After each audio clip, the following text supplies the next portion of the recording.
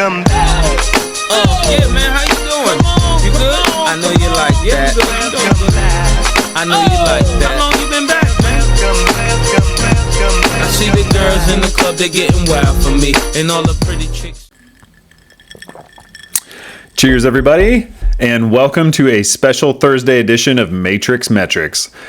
My apologies for missing you guys the last couple of weeks with first the bathroom remodel, and this last weekend we had the flu running wild through this house. Felt bad, but this also gives me a chance to change up the format a little bit here. Instead of recapping the last couple weeks, I'm going to concentrate on the task at hand for all but one of us, and that is making the fucking playoffs. Playoffs? 2 weeks to go and the race to Wild Turkey Week is on. But before we get to the standings, I want to take a look at how our rosters have evolved since draft day. That's right, free agency and trades. Which reminds me, the trade deadline is less than a week away. So if your missing piece is currently on someone else's roster, you have until Wednesday the 20th at high noon Pacific time to set those wheels in motion. But now, let's take a look at the trades that have happened so far this season and how everyone has come out after completing them. Ladies and gentlemen, I'd like to report a trade. At this point, we all remember the first trade of the year. And one thing is for sure, Daniel definitely won't forget it. So moving on to our second trade of the year, which happened in week 6 on October 9th between Drew and Noah.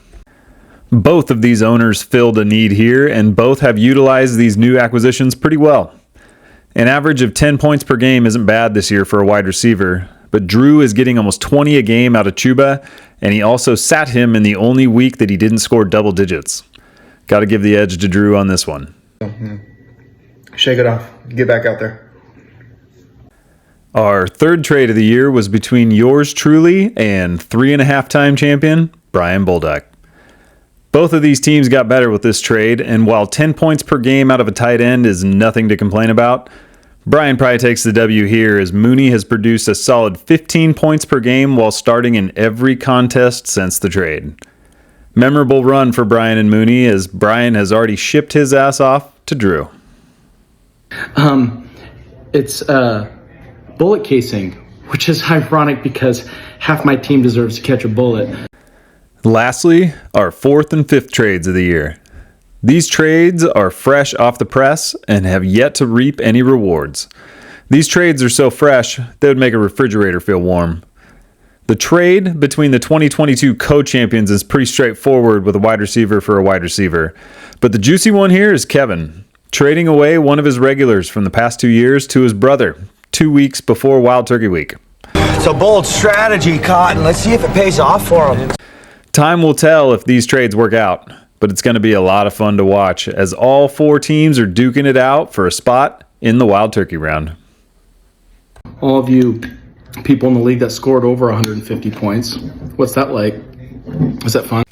Now that we've covered the trades, let's move on to the only other way you can fix your poorly drafted team, and that's the waiver wire.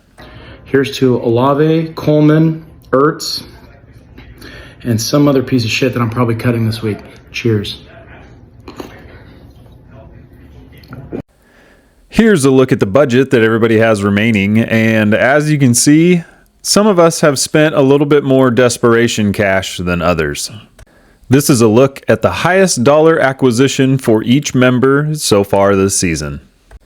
Some of these waiver wire gems have contributed some decent points, while others haven't even cracked the starting lineup.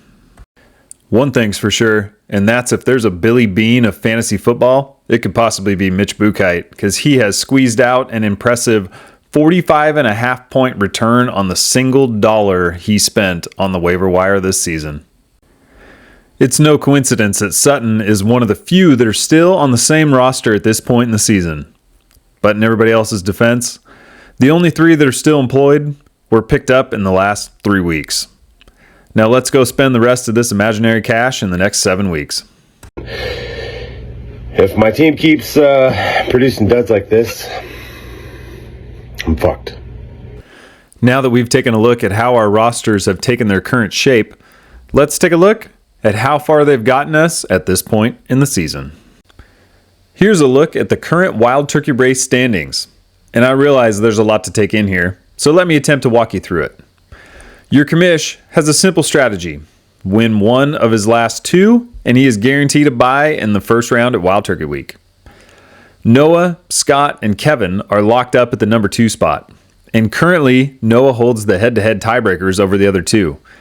But a second matchup with Scott this week will make the matchups uneven and force any future three-way tie between these three to resort to total points scored. You heard me right.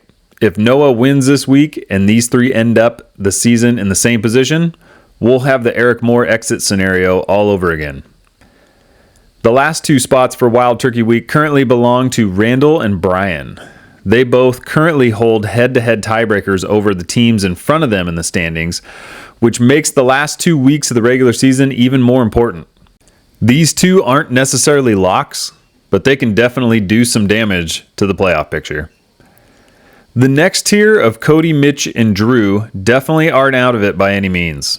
Cody and Drew control their own destiny by facing off against the current 5 and 6 seeds this week, while Mitch could make a statement of his own for his playoff push if he can take down the current top seed in the standings.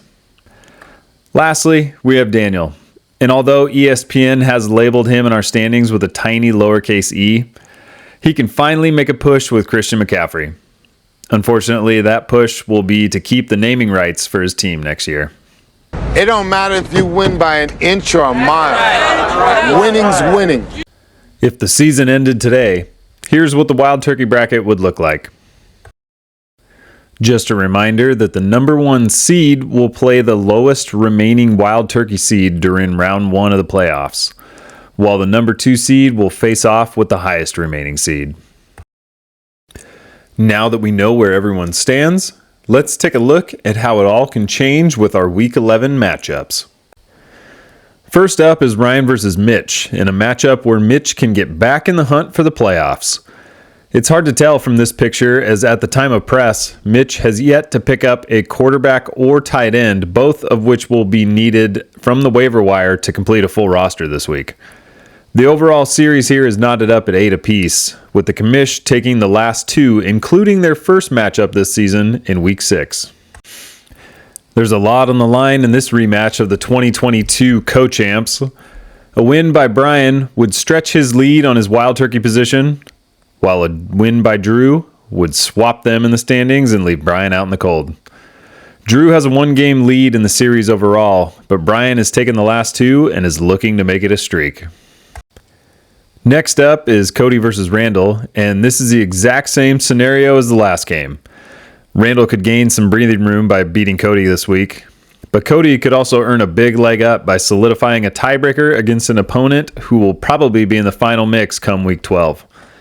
Randall holds the overall edge here 12-11, and a win here could arguably be his biggest ever in this series. Daniel versus Kevin doesn't have the primetime power that a few of our other matchups this week have, but with Daniel's team starting to get healthy and return a little form, this has the makings of a matchup that could shake up the Wild Turkey standings. Daniel holds the overall series lead here 6-5, but Kevin is currently on a 4-game winning streak against Daniel and is looking for a statement win here. Finally, what looks on paper like our game of the week, Noah and Scott are currently locked in a Devils 3-way in the standings, but one of them has to separate from the group this week as the other fights to hold on to a playoff spot. Scott leads the series 6-3, but Noah won in Week 2 and is looking to make it a season sweep. Might as well shoot this shit.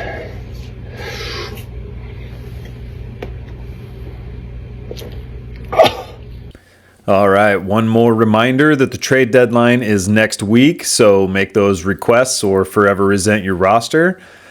Look forward to seeing where everybody stands next week. I appreciate you guys letting me penetrate your phones and your ear holes. Until next time. One more shot. And all over the floor for the beloved Marine Corps. Hoorah.